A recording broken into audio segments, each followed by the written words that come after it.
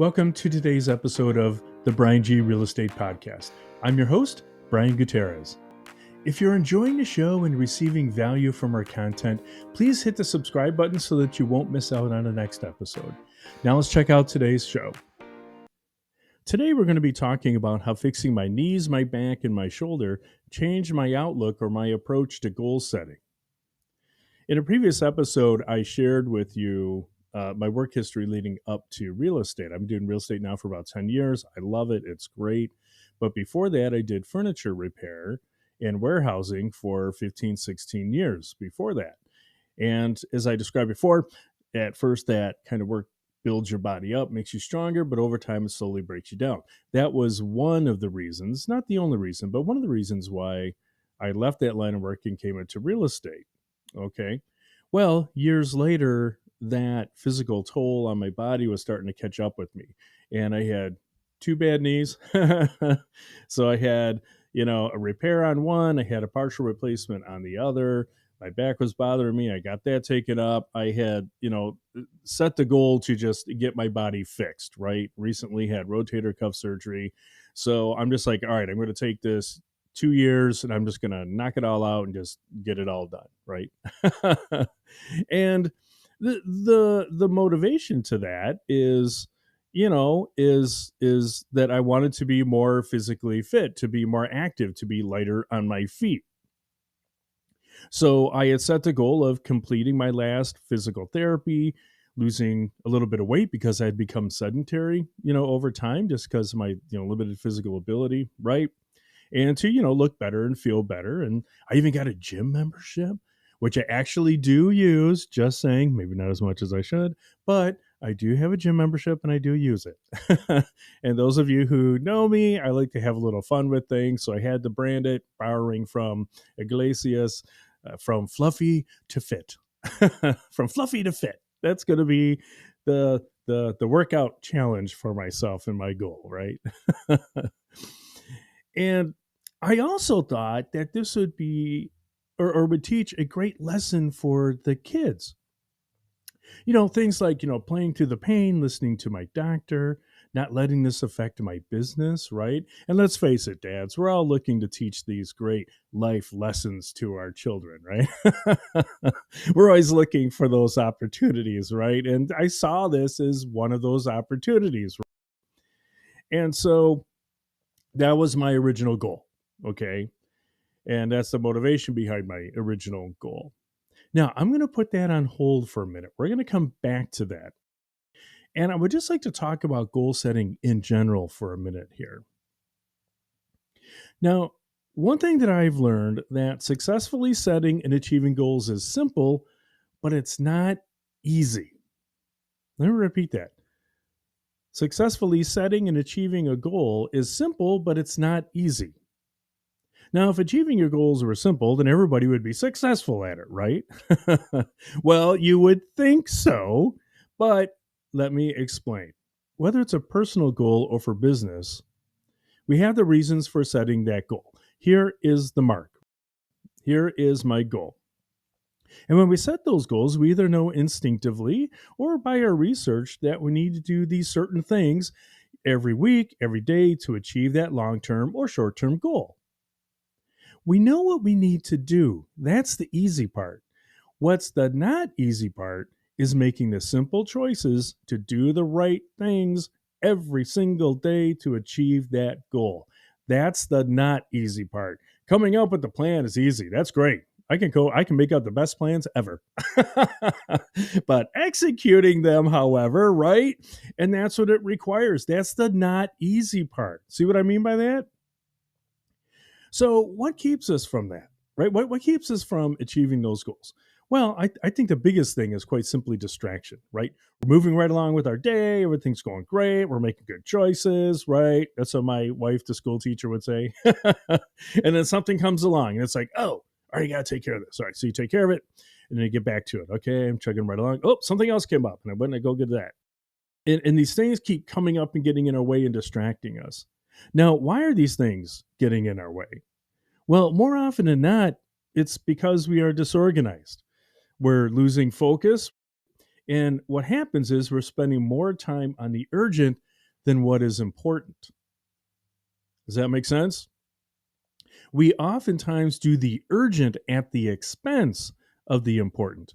The important things are those little steps that we're supposed to do to be consistent every single day to achieve that goal. But because of our disorganization, we have urgent, urgent, urgent, right? We have all of that chaos because we didn't stick to what was what? Important. One of my important tasks, and going back to our example briefly, is to work out to look better and to feel better about myself. And so as I'm going through that day and I have my schedule, okay, I'm going to start at this time every day. And like, oh, this came up. All right, let me just take care of this. Okay. Well, that email led to a phone call. Oh, I missed my workout. Okay. Next day, I'm going to do it for sure. And it's like, oh, someone else, wants another appointment. And instead of working around the schedule that I had set for myself to set my goals, I schedule something in its time slot. I missed another day.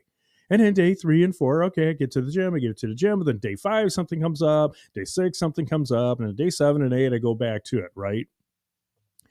So you kind of get the point, is all these little urgent things are coming up, but I was ignoring what was important. And what was important to me for this particular goal is that 30-minute every day do my workout.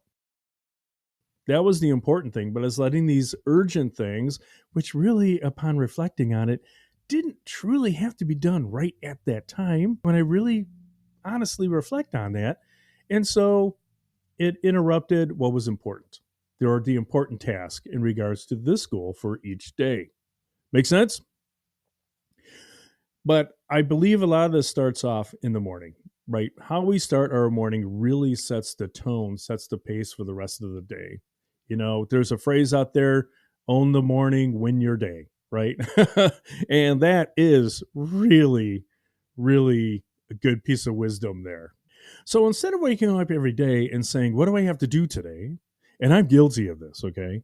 We need to wake up and say to ourselves, what do I choose to have happen today that will get me closer to achieving my goals? That's the right mindset. That's the mindset shift that we start even jumping out of bed every day. We need to get in the habit of. Organization is the first part. The second part is to set clear, obtainable goals, avoid distraction, do what is important before what is urgent. And if you do this, less of the urgent matters will surface because you're organized and prepared for your day. So let's talk about an attainable goal in relation to my goal here. Okay. An obtainable goal would be I want to lose 20 pounds in a year. That's something that's definitely doable. You have 52 weeks to do it. You have a little grace in there for holidays, maybe vacation, right? But that's an attainable goal. Now, what is not a reasonable goal?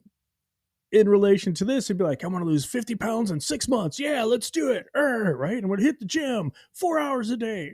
Right? Is that going to happen? No, it's not going to happen. 99.9% of Americans cannot make that goal happen. So why set yourself up for that disappointment? So to review, set an obtainable goal, do the simple, important things every day to get us closer to the goal, avoid distraction, and stay on task. Now, how do we stay on task? You're listening to the Bryan G Real Estate Podcast. If you'd like to learn more about me, check out my YouTube channel, Bryan Gutierrez Keller Williams Real Estate, or go to my Facebook page, Bryan Gutierrez Keller Williams. And if you want to hear more of this podcast, please subscribe. Now back to the show. Now that brings us to another critical element of this process, and that is accountability. Oh, I can just picture the collective eye roll and sigh from everyone listening to this podcast. Accountability, really? But it really is true. Most of us resent the notion of accountability because, one of the first things we think of is our boss looking over our shoulder, like, where are those TPS reports? Right? or we think of our accountability partner, whoever that is, as, just being there waiting for us to screw up. But what we need to do is, find an accountability partner that's not only going to call us out when we do slide, right? That is important, but also someone there to encourage us to help keep us on track. Your accountability partner, whoever that is, if it's for work, maybe it's a colleague. I have a business coach. I have a phone call once a week, and he keeps me accountable.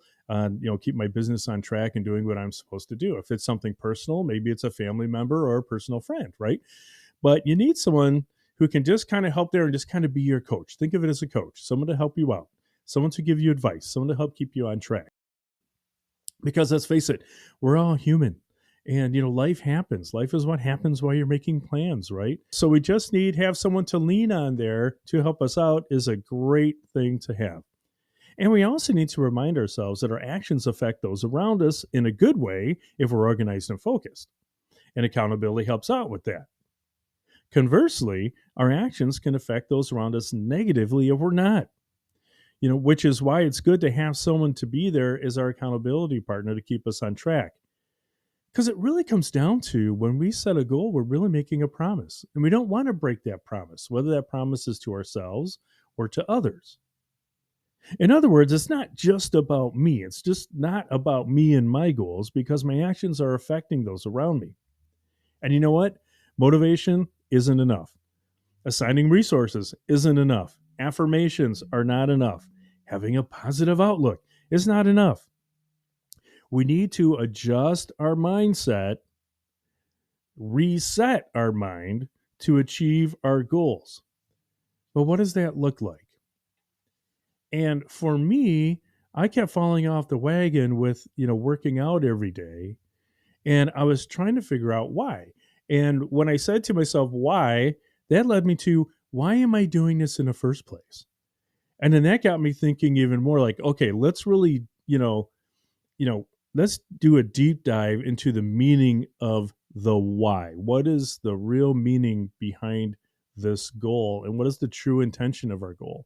And what I did is I took a very introspective look, a very introspective examination of why I was doing what I was doing, right? Now I'm going to get back to my example.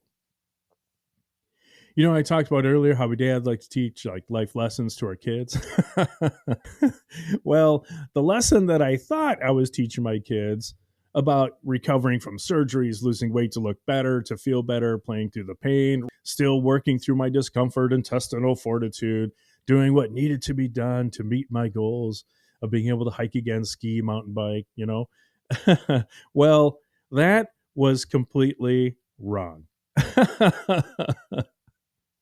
It was completely wrong. I had finally come to the realization that there is no lesson for me to teach here. But the value for my family is what? Leading by example, to be an example for my kids, to live an example for my life. And the lesson that I have learned in relation to my goal of repairing my body to get back into shape is that this will give me more quality time to spend with them, my family, to enjoy those shared activities that I had been absent from because of my physical limitations.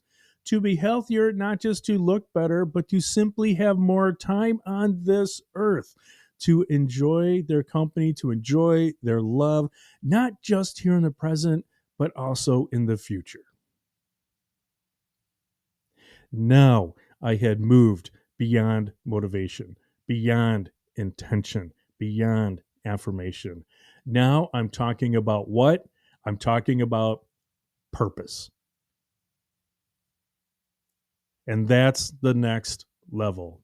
And now that my purpose is clear, I will do what needs to be done every single day to achieve my goals. And my new goal that I'm sharing with you now is that a year from now, I'm going to be 20 pounds lighter. And I'm sharing that with you now because you all listening to this podcast are going to be my accountability partners, okay? I'm bringing you in. I'm bringing you in. So this is an interactive podcast. So I'm declaring that goal now to be 20 pounds later a year from now, and you all are my accountability partners.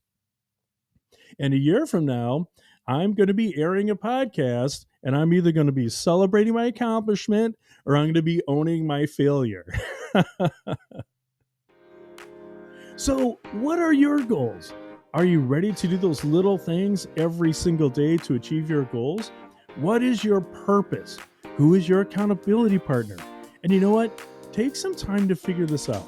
If you don't rush the process, you'll get it right. And if you don't get it right the first time, keep trying.